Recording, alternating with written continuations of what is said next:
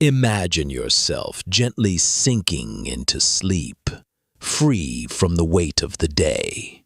No more racing thoughts, no need to mend what has passed, only stillness remains, a quiet peace that rises from within. Perhaps nothing mirrors the art of letting go more than a deep, untroubled sleep. As you drift, the burdens of the day slip from your hands. The unfinished tasks, the worries, the tangled thoughts, they are all released. In that moment, there is no need to hold on, no need to control, only a complete surrender, a rest for body and mind alike.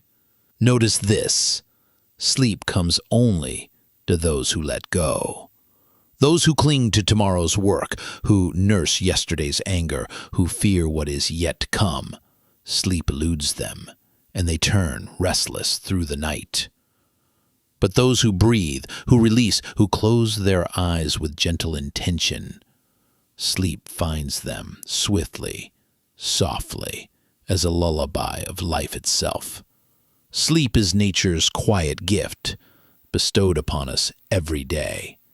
It whispers a simple truth. To find peace, we must learn to release. No one can rest while clutching the heavy backpack of thoughts and emotions. Only when it is set down can the body soften and the mind be at ease. In Buddhism, to let go is not to discard or escape, but to refrain from clinging to what is impermanent. Sleep embodies this wisdom each night. We cannot command our breaths, hold our dreams, or steer the flow of consciousness. We simply release, and in that very release, a quiet, miraculous renewal occurs. Someone once asked, "If I let go of everything, what remains?" The teacher smiled gently. "You remain whole, undivided, more yourself than ever before." In sleep, we release every role, every title, every worry. In that space, we are not anyone at all, just a life resting in the gentle embrace of existence. This is true peace. The art of letting go is like preparing for sleep. No command can summon it. We can only create conditions: a quiet room, soft light, a relaxed body. And then let the stillness arrive. Letting go is the same. Forcing it tightens the grip, but gentle awareness releases it naturally. Recognize the burdens, place them down piece by piece, and serenity will come on its own.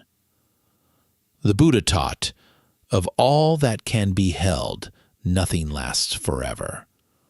Of all that can be possessed, nothing truly belongs to us." Understanding this, we see sleep as life's vivid illustration of impermanence. By day, we may struggle, strive, cling. But when night comes, power, wealth, even sorrow and anger cannot. Softer, more effortless. There are those who suffer because they cannot sleep, for they have not yet learned the art of release. Some lie awake, caught in regrets of the past, anxieties about the future, resentment toward others, or self-reproach. But if we understand the day has passed, it cannot be reclaimed. Tomorrow has not yet come. It cannot be grasped. Only this moment exists. Here, I can let go, breathe, and rest. In that very instant, peace quietly arrives. Letting go is not losing. It is returning. Sleep embodies this truth.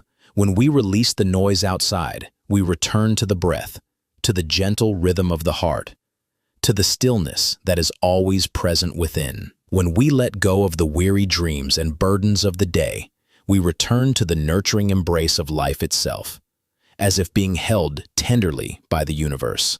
So, consider sleep as a wise and gentle teacher. Each evening, before closing your eyes, you might whisper softly to yourself, "Today I have done my best. Now I lay it down. All worries I leave for tomorrow.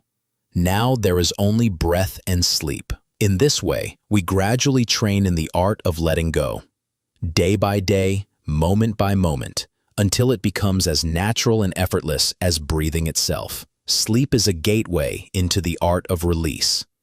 When we understand sleep, we begin to see that letting go is not some complex technique, but a natural human instinct, requiring only the trust to open our hands and release. And when we let go, we discover that life is gentler than we imagined, and that peace has always been within reach. We have spoken of sleep as a living example of the art of letting go. When we release, we find rest. And from that rest, another door opens, a door called presence. Think about it. When we sleep deeply and awaken with a light, calm mind, we can truly be present with our loved ones in the new day. But if the night is restless, we rise weary, irritable, quick to anger, and struggle to care for others. Letting go is the condition. Presence is the fruit. Many people believe that love means control, worry, or carrying all burdens for those we care for. Yet such love can unwittingly become chains. When we try to change another person, when we wish them to live as we imagine, we are no longer present with them, but only with the imagined version in our minds. What then is true presence? It is sitting beside someone without judgment, without trying to fix, without attempting to save, simply listening, simply seeing them as they are. In that moment, we offer a priceless gift, the freedom to be oneself, without masks, without carrying unnecessary weight. In meditation, there is a concept called dynamic stillness. Stillness is not offering of being. The Buddha is the brightest example of true presence. He did not need to speak much, did not need to impose. He simply existed with an empty, compassionate heart.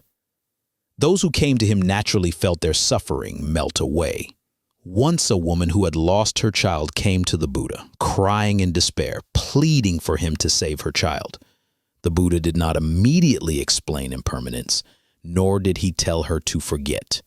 He quietly said, "Go and bring me a mustard seed from a household where no one has ever died, and then I will save your child." The woman searched everywhere, but death and sorrow were present in every home. Upon returning, she realized the truth herself. The Buddha did not force. Through compassionate presence alone, he allowed her to see the path on her own. This presence is the power of letting go. If we do not yet know how to let go, we approach others with a mind full of calculations and expectations. You must do this, the child must do that, the friend must follow my wishes. But if we know how to let go, we approach with emptiness. I am here, fully with you, just as you are. In daily life, we can practice presence through simple acts. When our children speak, we put down our phones, look into their eyes, and listen without interruption. When our partner shares something, we do not rush to offer advice, but simply open our hearts, letting them feel our true presence. When sitting with aging parents, we do not think about work, but place our hands in theirs, feeling the warmth, as if a gentle miracle is happening. Once a young man asked his teacher, "How can I be filial to my parents when I'm busy and have little money?" The teacher replied, "What your parents need most is not wealth, but your presence."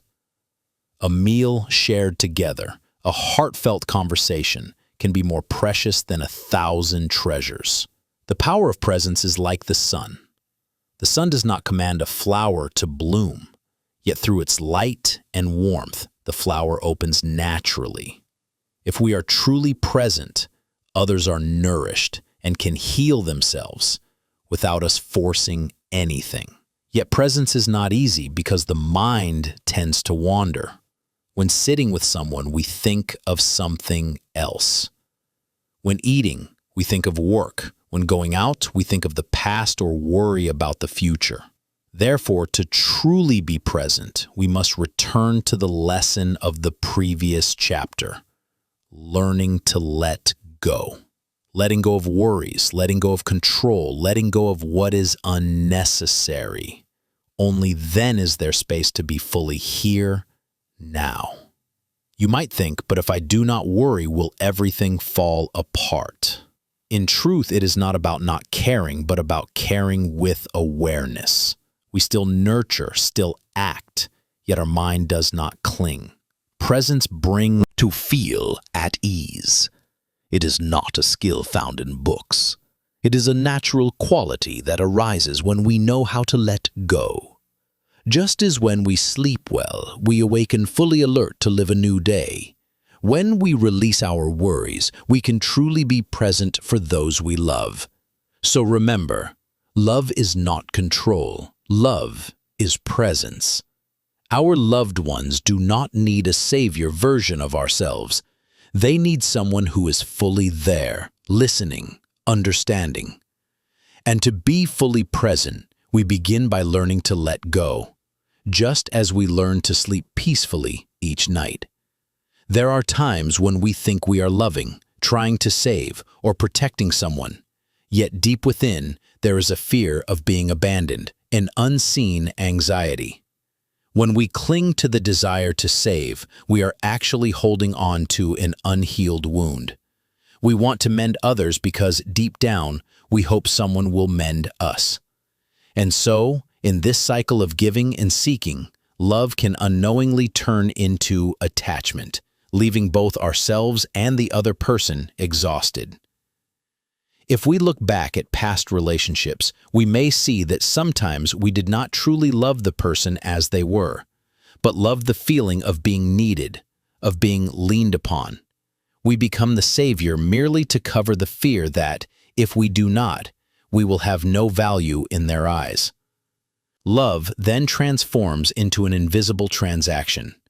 I give to receive. I save to keep.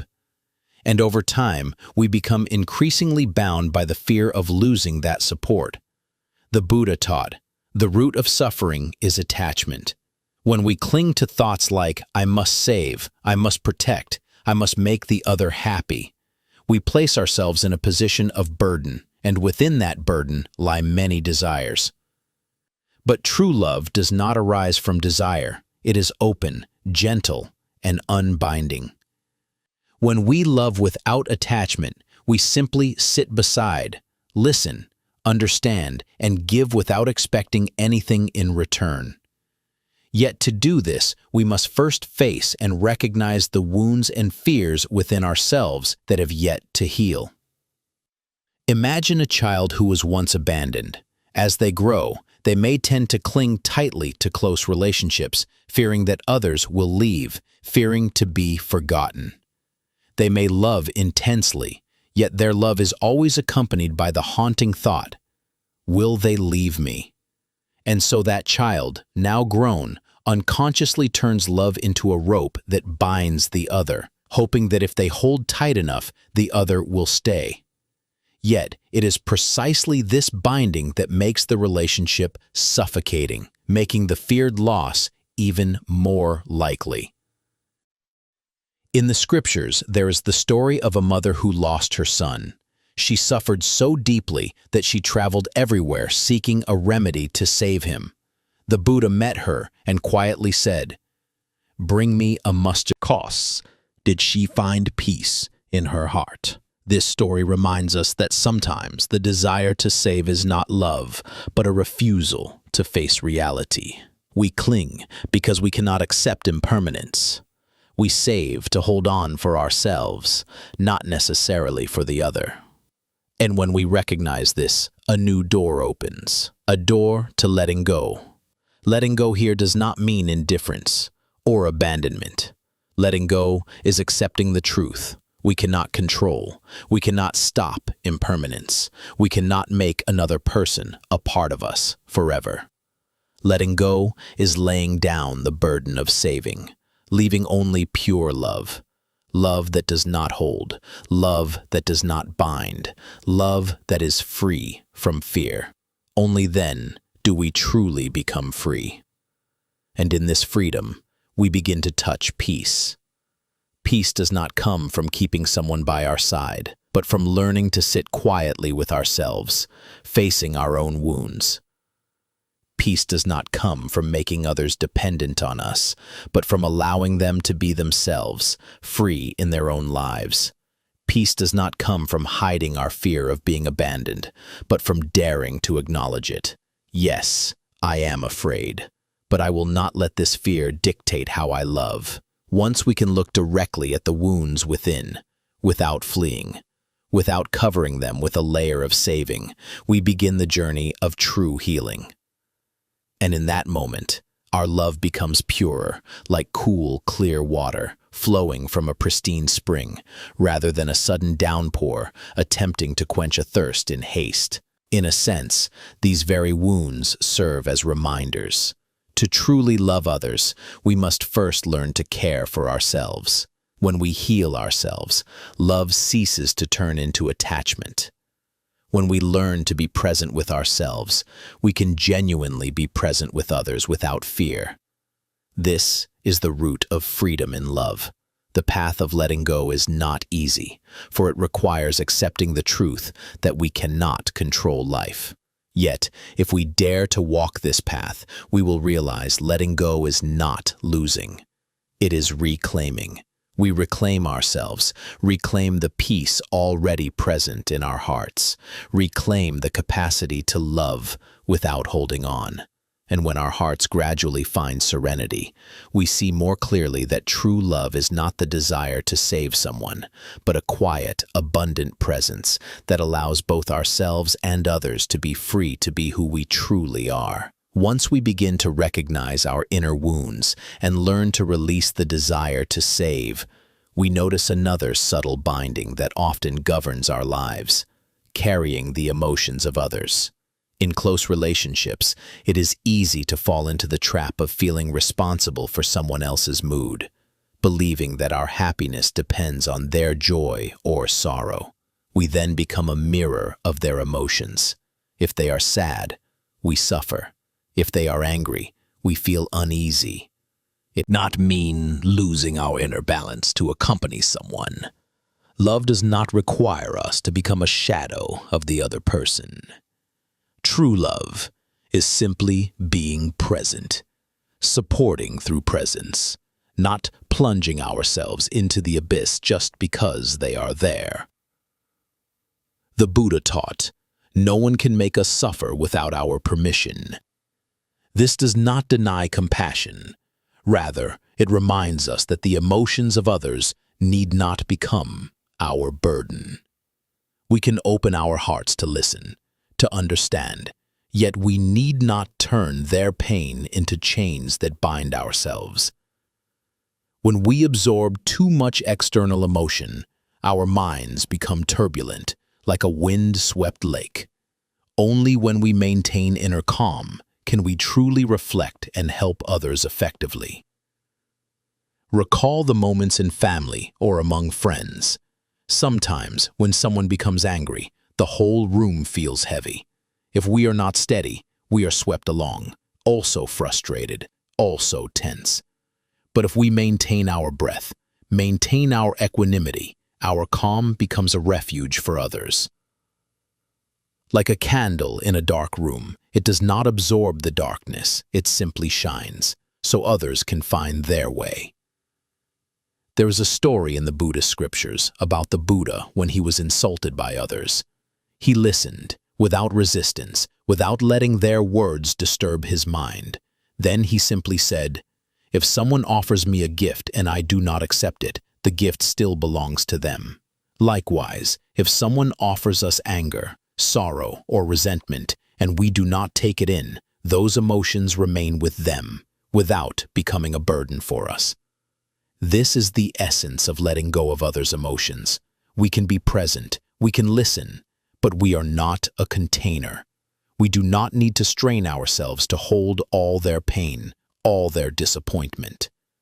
We only need to open our hearts, like the earth receiving rain, without turning into a flood. And when we stand firm, our presence becomes the greatest gift to the other person. This does not mean being indifferent or cold-hearted. On the contrary, when we are not swept away by others' emotions, we are truly able to love. For in those moments, our actions come not from fear or panic, but from clarity and peace. Just as a healer cannot truly help if they collapse in suffering at the patient's pain, only a steady mind can find the right way to heal. In love, in friendship, in family life, if we bind ourselves to carry all the emotions of another, we will inevitably grow weary. We will feel frustration and dissatisfaction because we are living for both ourselves and the other. But when we learn the art of letting go, love becomes lighter. We offer understanding, yet preserve space for ourselves to breathe, to find peace. And when we are at peace, we become a place of refuge. We're bound to anyone, but can be nurtured from within. And when we have tasted this freedom, we understand more deeply the meaning of love. To love without possession, to be present without control, to listen without carrying the burden. This is pure love, unconditional love, the love the Buddha calls compassion. Have you ever sat by a lake in the early morning, when the wind has not yet stirred and the water lies flat like a mirror? At that moment, even a gently falling branch or a lightly passing bird reflects clearly. But when the wind blows strongly and the water ripples, the reflection shatters, distorted, no longer whole. The Buddha often used this image to illustrate the human mind. A still mind reflects all phenomena clearly, while a disturbed mind loses sight of truth. In daily life, we often allow the wind to pass through the lake of our mind. Sometimes it is just a word, a glance, or a small act, but enough to make ripples. When praised, we feel joy. When criticized, we feel sorrow. When loved, we hold on. When disliked, we resent. Each gust comes and goes, yet we let our mind be tossed, like a lake endlessly stirred. And when the water is too turbulent, we can no longer see clearly. We do not see ourselves, nor do we see others as they truly are. The Buddha taught that the nature of the mind is clear, like a mirror, yet it is obscured by wandering thoughts. To see the truth, we need to allow the lake of the mind to return to stillness. Stillness does not mean emptiness or numbness. It is stability, the ability not to be swept away by each passing gust of wind. Stillness is the capacity to recognize the waves rising without identifying oneself with them. Imagine a person filled with anger. If they do not recognize this anger, it will rise like a storm, tossing the surface of their mind lake, causing them to speak and act in ways that bring harm. But if, in that moment, they pause, breathe deeply, and acknowledge, there is a wave of anger within me, the very act of recognition begins to calm the lake. This clear awareness is like sunlight, gradually dissolving the fog. In meditation, we are often advised to sit quietly, breathe steadily, and observe. It seems simple, yet this non-judgmental observation holds immense power. When we observe, we are no longer the wave, we are the lake. The waves may arise, but the lake remains, vast and accommodating. When we see that we are the lake, not merely the waves, our mind gradually finds peace. This principle also applies in relationships. When others are sad or angry, if we allow ourselves to be swept along, both will be engulfed by the waves. But if we maintain stillness, that stillness can spread, soothing their way. Circumstances. Praise or criticism. Gain or loss. Love or dislike. All are merely passing winds. The wind may come and go, but the lake retains its original clarity. And within this clarity, we can see the nature of life. All is impermanent. All passes away. An old verse says, "Winds blow from countless directions. The lake remains serene. The moonlight shines, reflecting perfectly." The image of the moon shining on the lake's bottom is a beautiful metaphor for a still mind. When the lake is undisturbed, the full moon is reflected clearly, brilliantly, without distortion. Likewise, when our mind is tranquil, the truth reveals itself, and we realize that happiness does not lie in controlling the outside world, but in keeping our inner heart at ease.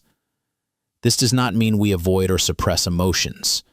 Waves will arise, that is natural, but we know that beneath the waves lies the vast lake, and that lake is the true nature of our mind. When we learn to return to the lake, we begin to live more lightly. When sorrow comes, we smile. Ah, a wave of sadness. When anger arises, we breathe. Ah, a wave of anger. And then we let it pass, like waves lapping the shore and gradually calming. Letting go of others' emotions, as discussed in the previous chapter, is only part of this journey.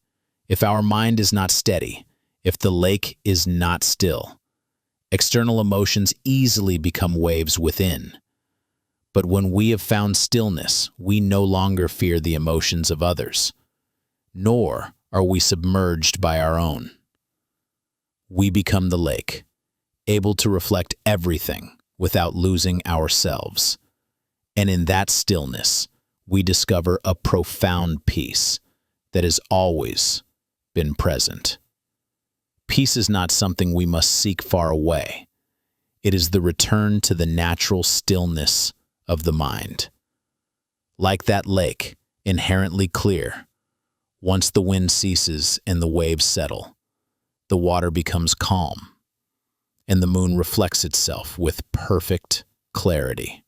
In the scriptures, one of the most profound stories about the power of letting go is the encounter between the Buddha and Mara beneath the Bodhi tree. This is not merely a historical anecdote, but a mirror reflecting what each of us must face in life.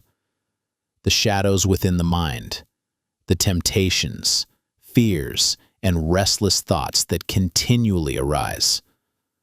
Mara is not only an external entity, it also symbolizes the negative energies within ourselves. And the lesson the Buddha left us is this: there is no need to resist, only to recognize and smile. That day, as the Buddha sat in deep meditation beneath the Bodhi tree, he rooted in mindfulness and softly smiled. "I know you, Mara." This is the power of recognition. In our daily lives, we also often face our own Mara. Sometimes it is a sudden burst of anger, urging us to shout or harm. Sometimes it is fear, causing us to hesitate before a chance. Sometimes it is desire, pulling us after glittering things outside while forgetting the peace within. And sometimes it is the voice of doubt echoing, "You are not enough. You do not deserve." If we respond with resistance, these forces grow stronger. But if we simply observe them gently, naming them as they are, they gradually dissolve like morning mist. Even in sleep, this lesson becomes clear. There are nights when we cannot rest because our hearts are full of worry. We try to push away thoughts, forcing ourselves to sleep. But the harder we try, the more restless we become.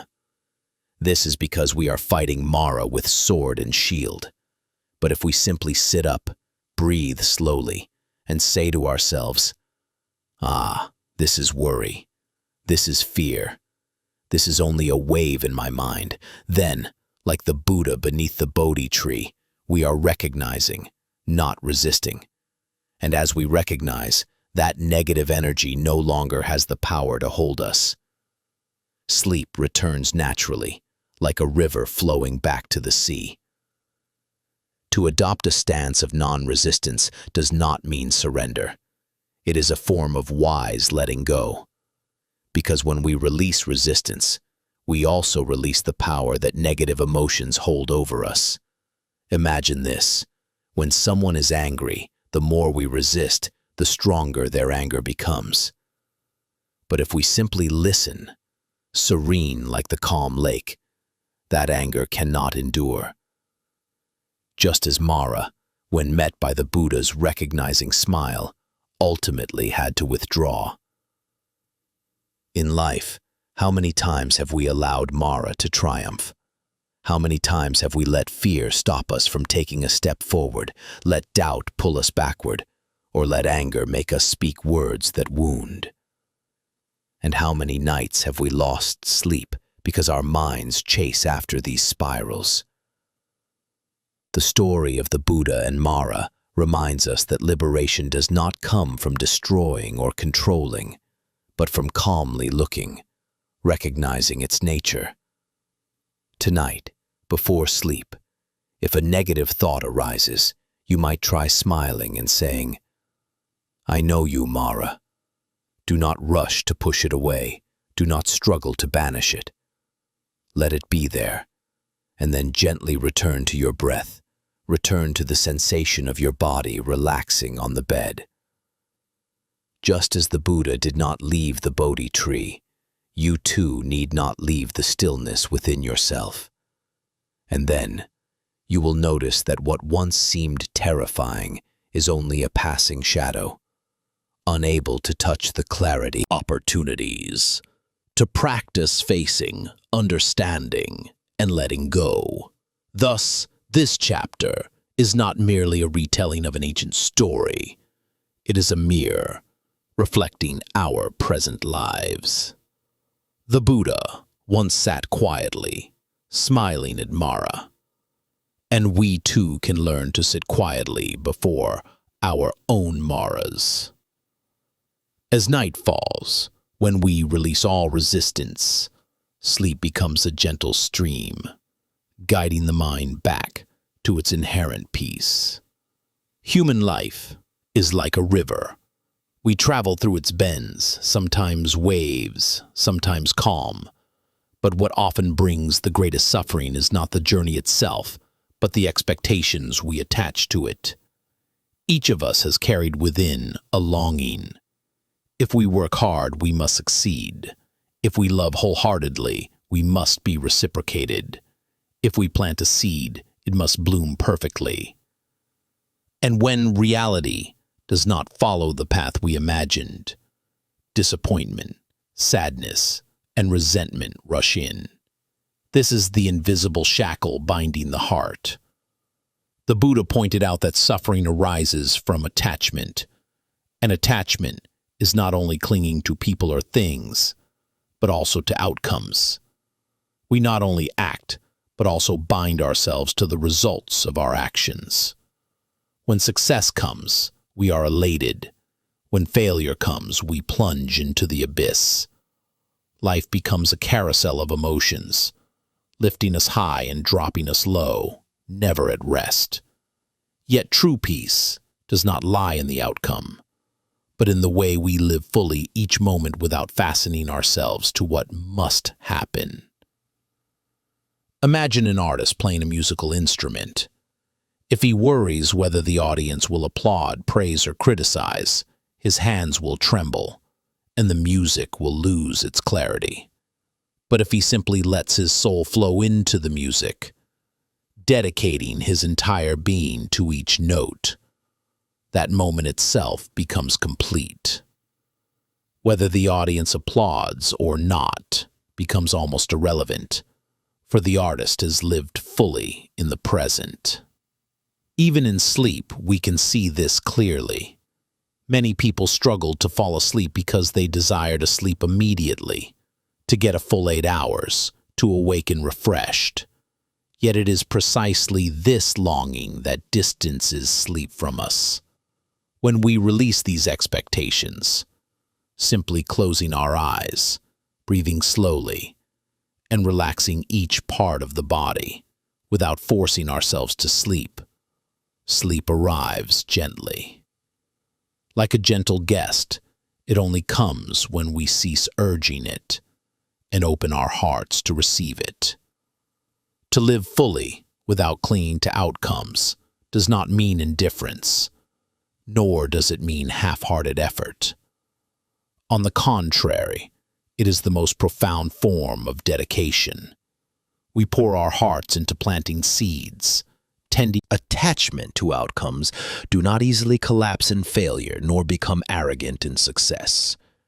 They are like water, always flowing, always flexible, yet nothing can obstruct their path. What the world calls failure becomes merely a lesson. What the world calls success becomes but a brief resting place. And through this, they attain true freedom. In family life, love, or work, if we apply this spirit, we will find our hearts lighter than ever. A parent raises a child not to mold them into an ideal image, but to sow love, kindness, and the capacity to stand on their own. A person works wholeheartedly, not solely to gain status or wealth, but to savor each moment of contribution. One who loves fully does not do so in expectation of promises or guarantees, but simply because love in itself is enough. As night falls, when we lay ourselves down in bed, if lingering expectations remain, try smiling at them. Tell yourself, "Today I have lived fully, and that is enough." Then allow the mind to dissolve into the gentle darkness, without clinging, without demanding. Sleep, like life itself, is most beautiful when we know how to let go. The Buddha once taught, "Do your work with devotion, but do not cling to the results, for results always belong to impermanence. They may come, they may go, they may change at any moment. There is only one thing that truly belongs to us, the wholeness of each present moment. And when we hold this, we feel serene, free, and filled with strength." Thus, to live fully without attachment to outcomes is not an abstract philosophy. It is the key to peace in each day, to restful sleep each night, and to the genuine freedom of the heart. In the journey of being human, perhaps none of us can escape sorrow and loss. We feel sadness when a door closes, when someone departs, when a dream dissolves, or simply when a beautiful moment passes. Sadness arrives like an uninvited guest, sitting long in the room of the heart, leaving us feeling empty and fragile.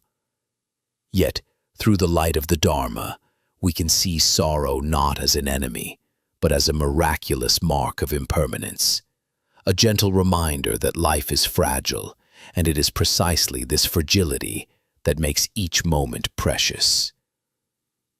The Buddha taught, "All things are impermanent. Everything in life changes. Nothing lasts forever. People often fear impermanence because it brings loss. Yet impermanence is also a kind of magic.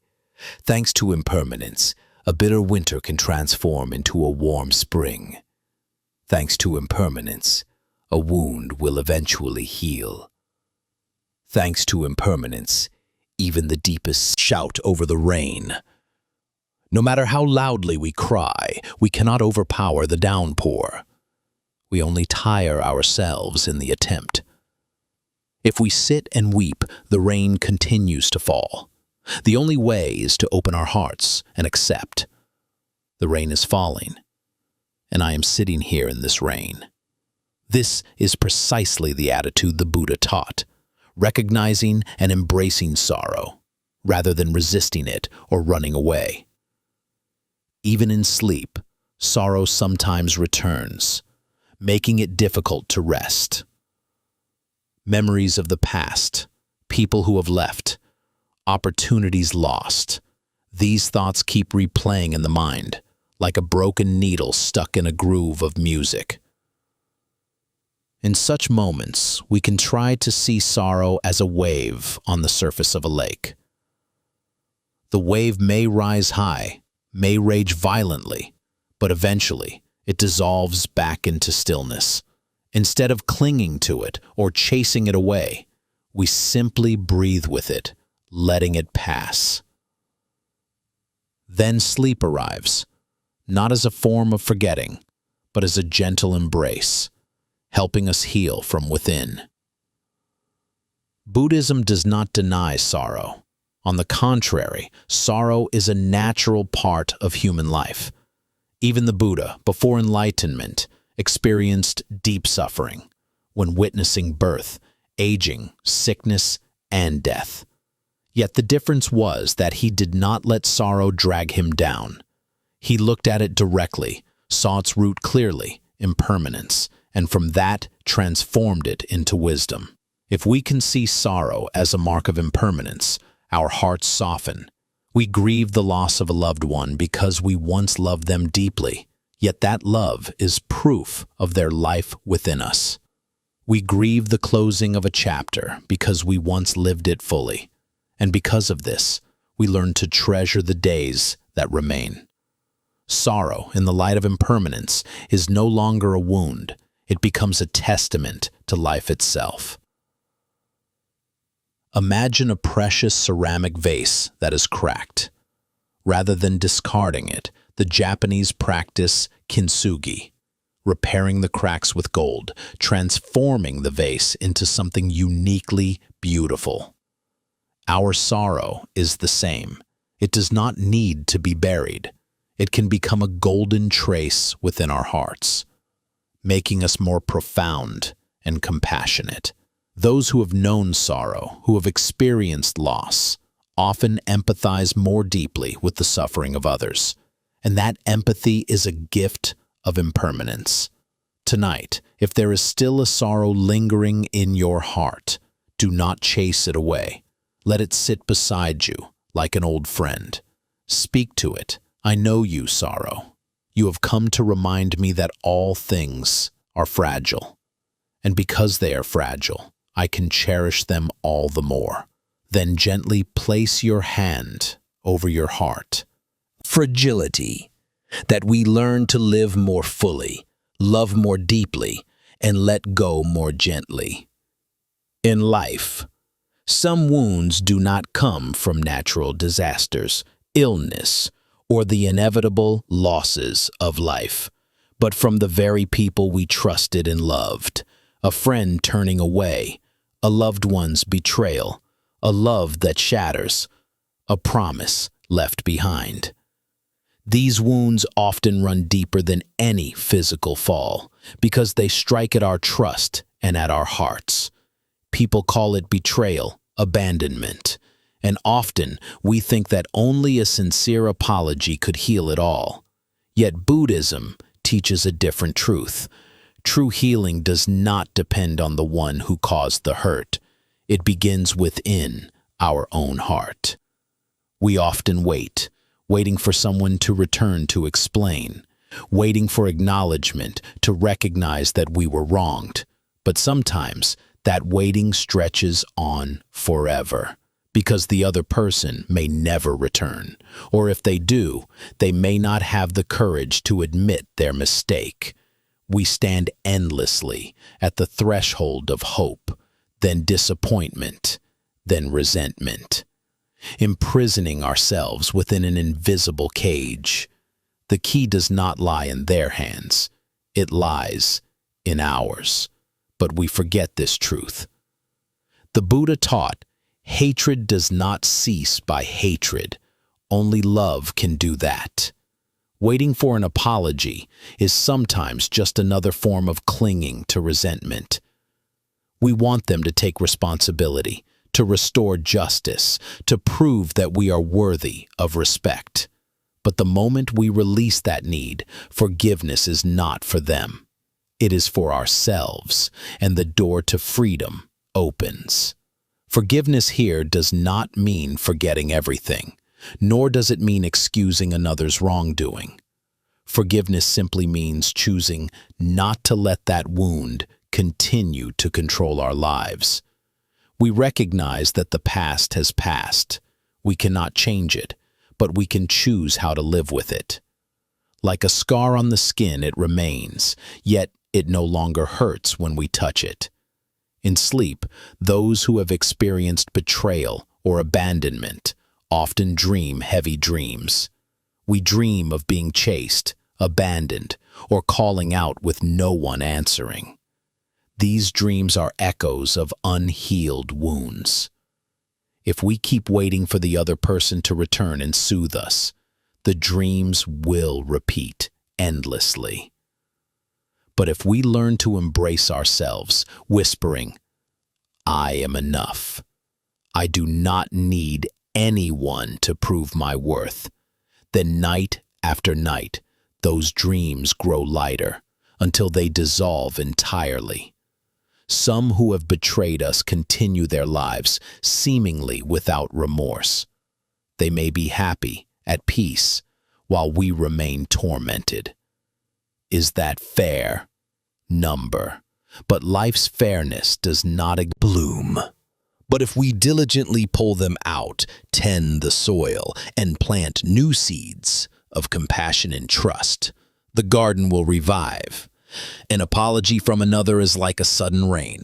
It may come, it may not. But care from ourselves is the constant water, enough to make the garden bloom again. The Buddha was once opposed by many, slandered, humiliated, yet he did not seek liberation in making them apologize. He sought liberation in a heart of compassion.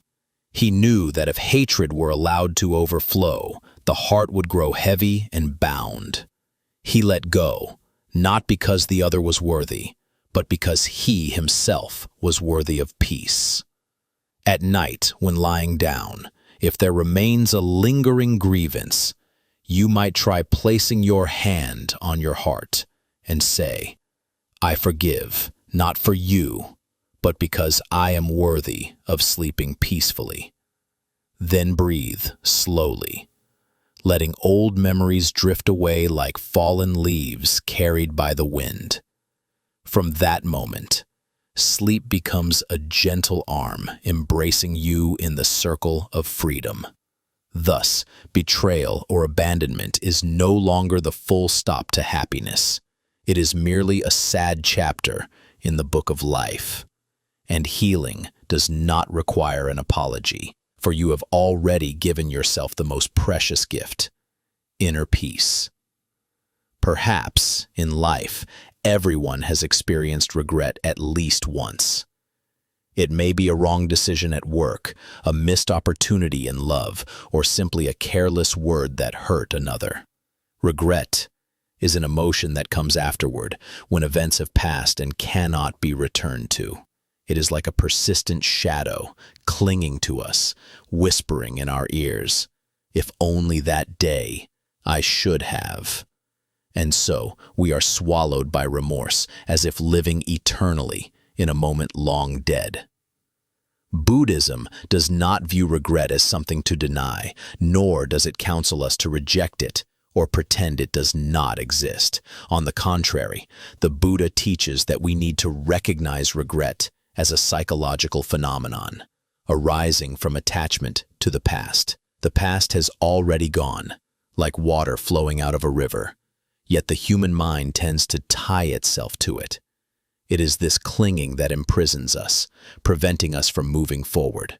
Regret often arises from two roots: comparison and non-acceptance.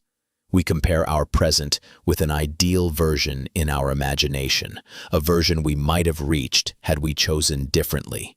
Yet in truth, that if is only an illusion.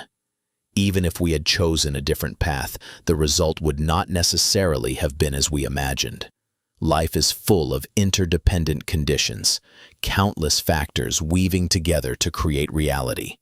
A small change can lead to unforeseen outcomes, and no one can be certain that the path we missed would have been better. From mistakes, we choose to cling to them, punishing ourselves day after day. In a Buddhist story, someone asked the Buddha, "How can I let go of the mistakes of my past The Buddha did not answer directly. He simply took a cup, lifted it, and let it fall. The cup hit the ground and shattered. He asked, "Do you see? The cup is broken. Can you make it whole again?" The person replied, "No, Blessed One." The Buddha smiled. "It is the same. The mistakes have passed. They have dissolved, like this cup. What you need to do is learn the lesson from them, not cling endlessly to the shards." When reflecting on this, we come to realize that regret is not an enemy, but a reminder. It is like a signpost along the path of life, showing us where there were potholes, where dangerous curves once lay. If we know how to look, we can avoid them the next time. But if we remain fixed before the sign, crying over the stumbles we once made there, we will never be able to take another step forward. Buddhism teaches us how to transform regret into wisdom. First, recognize it. Name the emotion as it arises, saying, "This is regret," or "This is remorse." By naming it correctly, we create a small distance between ourselves and the feeling, so that it does not completely overwhelm us. Next, observe it with equanimity, as if watching a cloud drift across the sky. It comes, and then it goes. And most importantly, learn from it. What does this mistake teach me? What lesson lies here?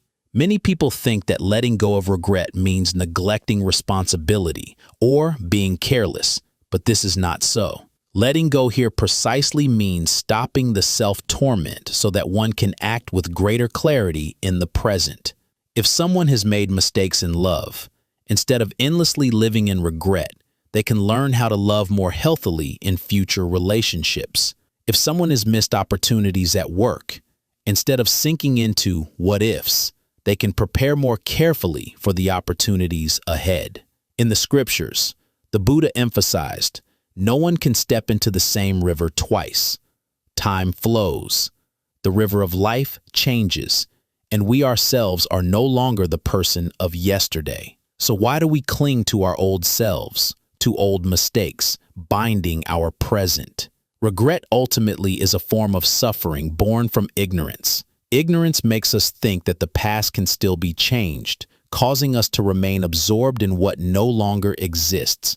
But with wisdom, we understand that the past is only a memory in the mind, no longer real.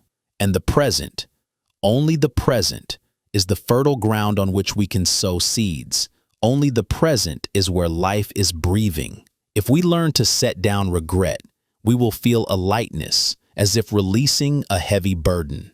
Instead of wandering through the fog of what-ifs, perhaps this is the deepest meaning Buddhism wishes to convey. Live like a calm lake after the rain. Though there may have been ripples, though there may have been storms, in the end, the water returns to stillness, reflecting the sky in full. So too with the mind. If we let go of regret, we will rediscover peace. And more importantly, we can move forward, gently, clearly, freely. In the journey of growth, everyone carries within them an ideal image of themselves. This is the person we think we should become: strong, perfect, intelligent, successful, always loved and respected. These images sometimes resemble an invisible armor, protecting us from feelings of weakness, yet at the same time constricting the soul. We tense to conform to the standards we set, worrying whenever we fail or do something imperfect, and gradually that ideal image becomes a jailer. Buddhism observes this burden with profound insight. It is precisely the expectations we hold about ourselves, when clung too tightly, that become the primary cause of unrest in the mind. We constantly compare ourselves to others, to the ideal images in our imagination, and then blame ourselves. Why am I not good enough? Why am I not as successful as others? Why do I still make mistakes? These questions never find satisfactory answers, because the nature of the ideal image is unrealistic. It does not exist in the present. It is merely a product of imagination.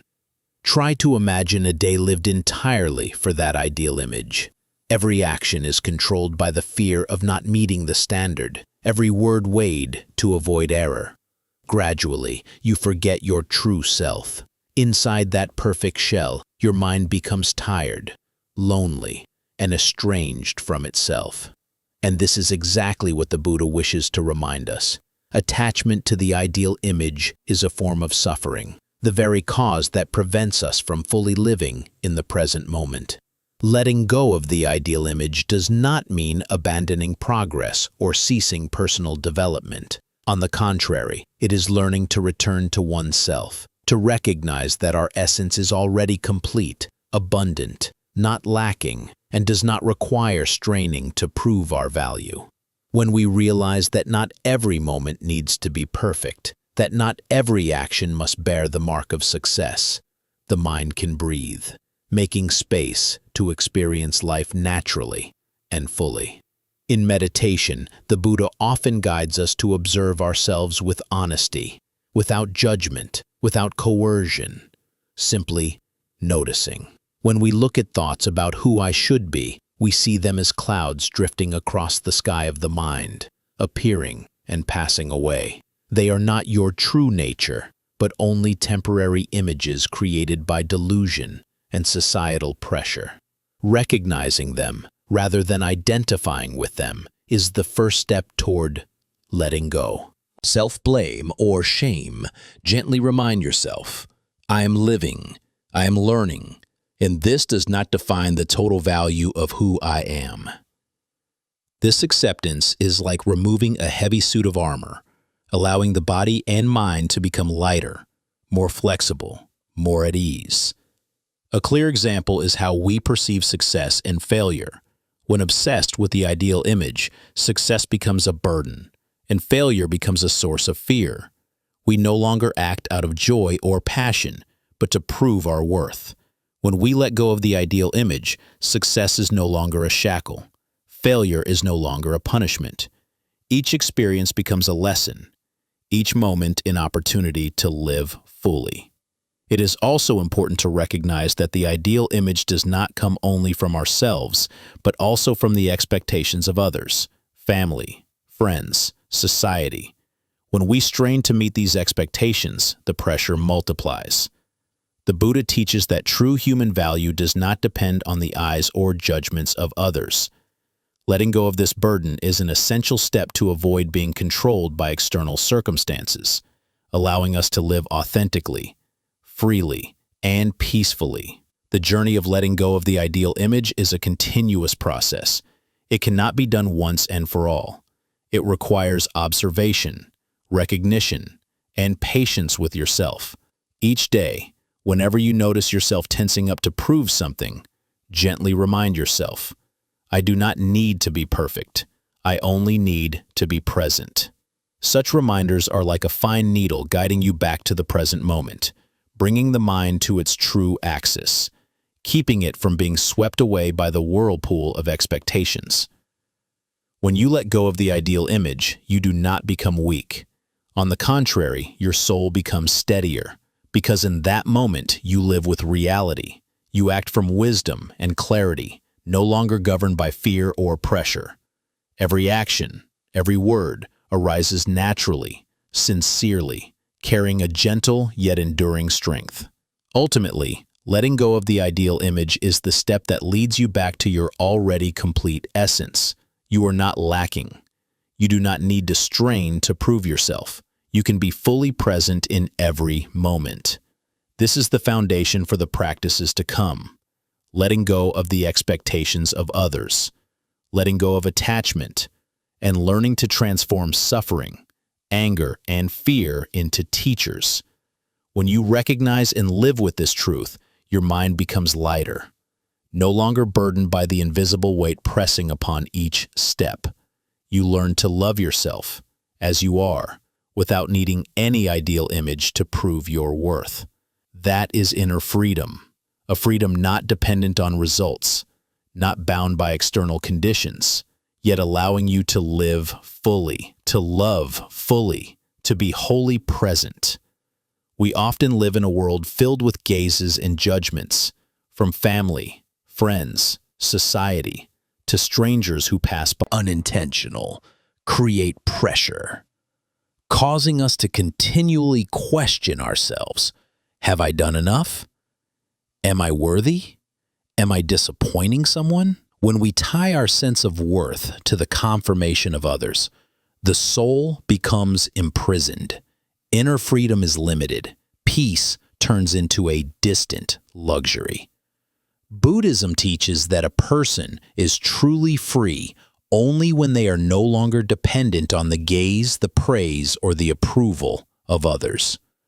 Letting go of the expectations of others does not mean becoming indifferent, selfish, or neglectful of relationships. On the contrary, it is the ability to live fully in each moment, to act from wisdom and compassion without being bound by the fear of displeasing or the fear of judgment. Imagine a day when you no longer care about pleasing anyone. You speak your truth. You act from intuition and conscience. You no longer adjust each word, each gesture to anticipate the minds of others. In that moment, every action becomes pure, untouched by fear or pressure. That is freedom.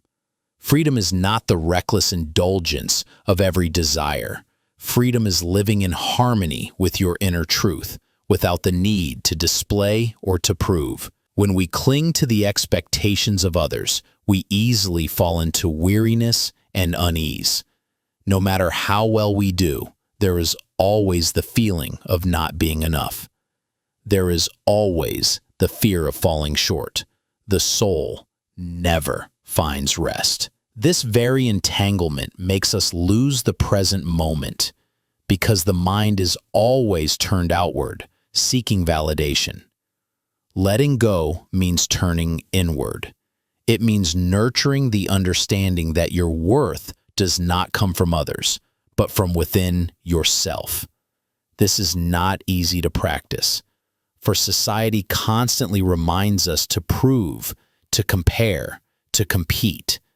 Yet Buddhism gently reminds us that when you realize your inner strength and your inherent completeness, you will no longer need the gaze of others to affirm your worth. To recognize the expectations of others and to set them down, like releasing an invisible burden from your shoulders, is the first step for the soul to feel lighter and more at peace. One way to practice is to observe your own reactions when you are judged or pressured by expectations. When you feel tension, ask yourself, what am I straining for? For whom? With clear recognition, you will see that this effort is merely a reaction born of fear. When you breathe and soften, you begin to see that your worth does not depend on anyone. And this recognition, repeated day after day, gradually becomes a quiet strength within. Letting go of the expectations of others also helps us build more genuine relationships. When we are no longer cannot make you lesser unless you believe in it. This is the reminder that true power lies within you. When you release the need to prove, you are no longer swayed by praise or blame. You act from clarity and compassion, and inner freedom becomes a living reality. Practicing the release of others' expectations also lightens unnecessary emotional burdens. We cannot control the actions or attitudes of others. No explanation can fully soothe us if the mind still clings. When we accept this truth, we learn how to breathe, how to be present, how to love without expectation. Freedom arises from realizing that peace does not depend on the behavior or thoughts of others, but only on how we choose to respond to them. Ultimately, letting go of others' expectations is a journey, not a destination. It requires patience, awareness, and continual reminders.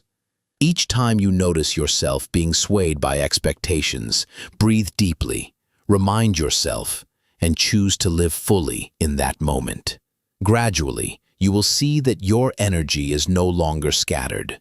Your soul grows focused, and inner peace becomes a natural state. When you understand and practice this, you will see clearly the freedom that the Buddha taught. It is not a life without others, but a life in which your heart is no longer bound by their gaze or their words. You still love, you still work, you still connect, but you do not cling to their approval. And in that very moment, you feel that your worth is always whole, without needing to prove, without needing to depend on anyone. On the path of letting go, there is an important crossroad where many people easily become confused. Non-attachment is not the same as resignation. Resignation is passive abandonment, surrendering before difficulties, ceasing to make effort, ceasing to care. Non-attachment, in the light of Buddhism, is a state of clarity, freedom, and a mind no longer controlled by fear or obsession with results.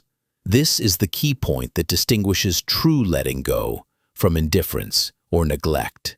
When the mind rests in non-attachment, we still act, we still love, we still strive.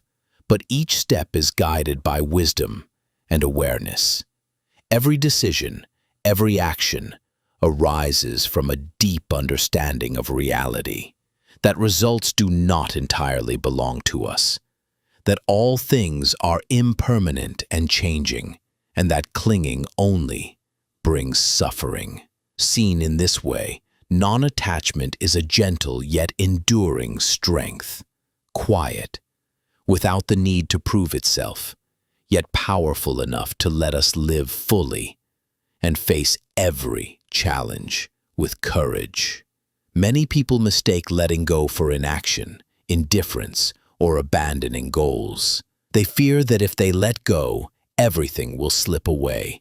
Cling tightly to others or demand they respond in the way you desire.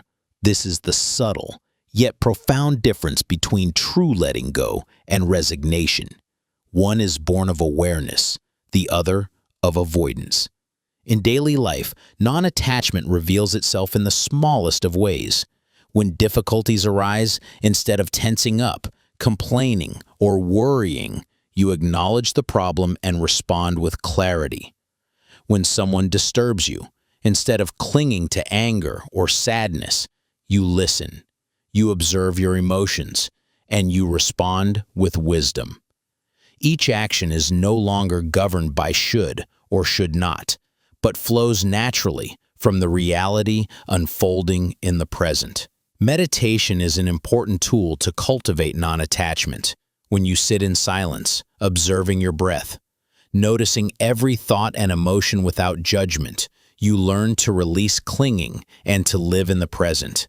In this state, you still notice discomfort, anger, fear, but they no longer control you. You do not run away. You do not resist. You simply remain present with everything, naturally. The difference becomes clear.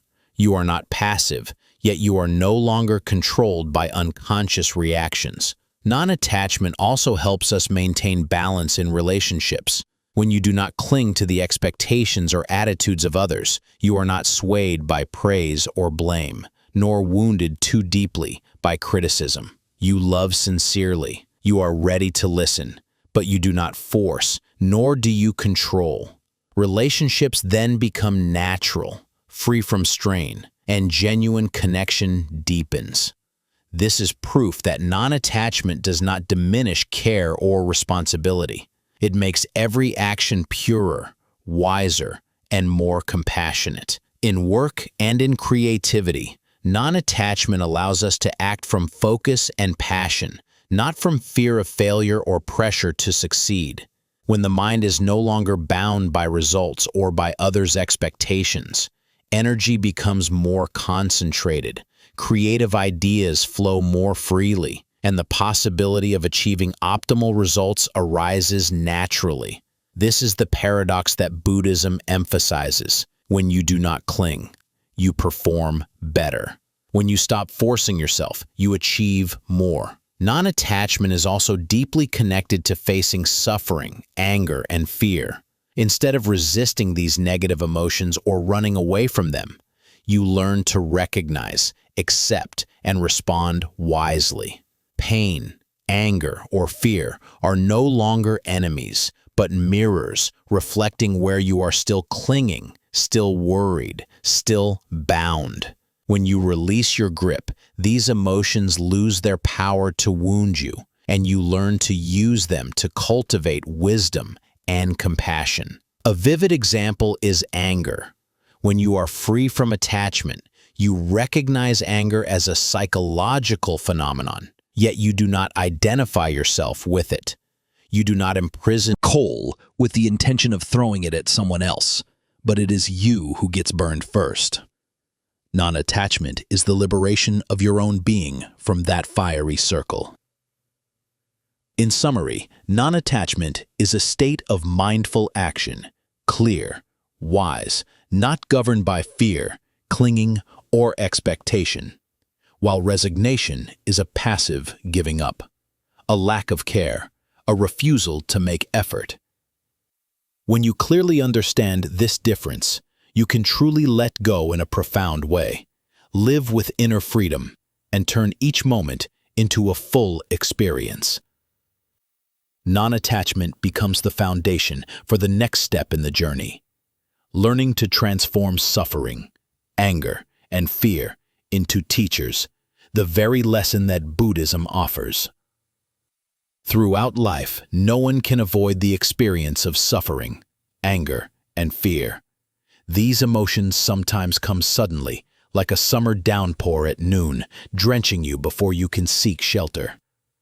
The natural reflex is to run away, to suppress, or to cast blame. Yet Buddhism points to another path, not to fight against suffering, but to learn from it, to turn it into a guide for the soul. Suffering, anger, and fear are all natural responses of the mind to the unknown, to loss, or to perceived injustice. They do not appear to punish you, but to signal that you are clinging to something, living in fear, or resisting reality. When we recognize this, pain becomes a mirror, reflecting where the soul remains bound, where awareness and compassion are still lacking. Learning from suffering requires mindfulness and courage. When anger erupts, instead of shouting or torturing yourself with guilt, pause and observe this emotion as if it were something outside of you. Breathe deeply. Listen to the body. Notice the thoughts that accompany it. You will discover that anger often arises from failed expectations, from fear of loss, or from an unwillingness to accept reality. When you see these roots clearly, you begin to separate yourself from the emotion, regarding it as a teacher offering lessons on impermanence, letting go, and patience.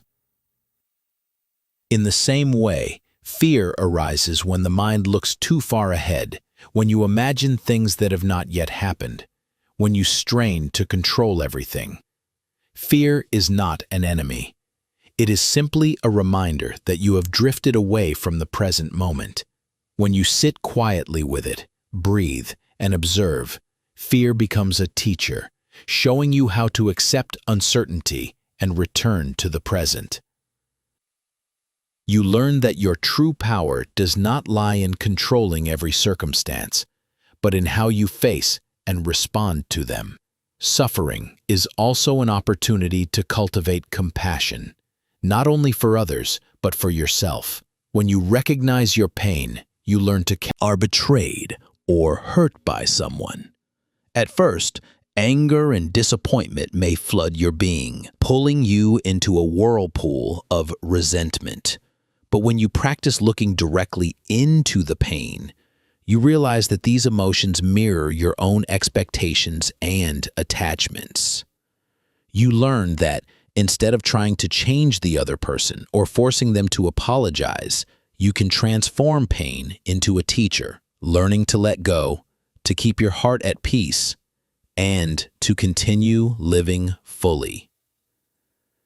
Buddhism likens these emotions to strong winds sweeping across the lake of the mind. When the lake is disturbed, its surface becomes restless, chaotic, and its reflections grow faint. If you resist the wind, you grow weary, tense, unable to see clearly.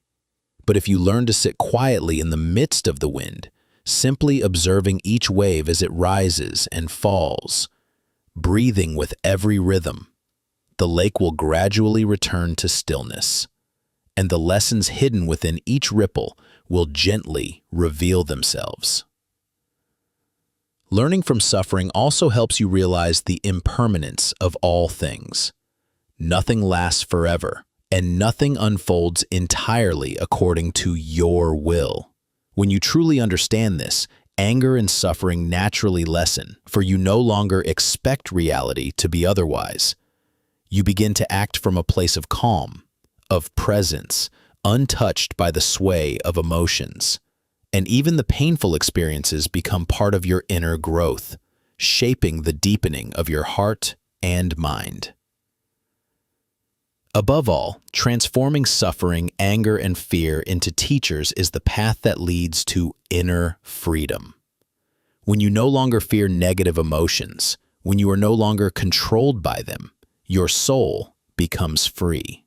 No longer bound by the chains of attachment or unconscious reaction, you are able to live in the present moment, to love fully, to act from wisdom and compassion, and to touch a peace that does not depend on anything outside yourself. In daily practice, this can be applied even to the smallest of moments. When anger arises in the rush of traffic, when fear appears before a challenge at work, when sorrow enters through personal disappointment.